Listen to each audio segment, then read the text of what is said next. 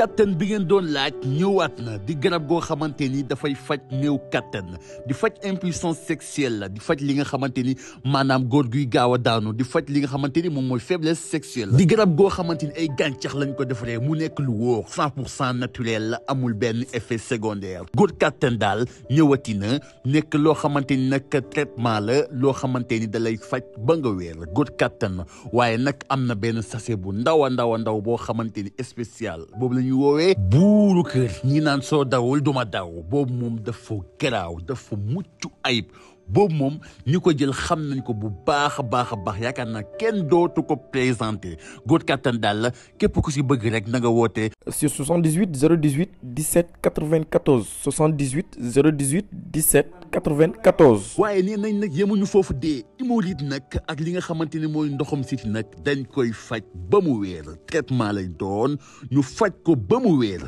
góor kattan daal moo ngi noonu ak góor kattan bii mooy bu baax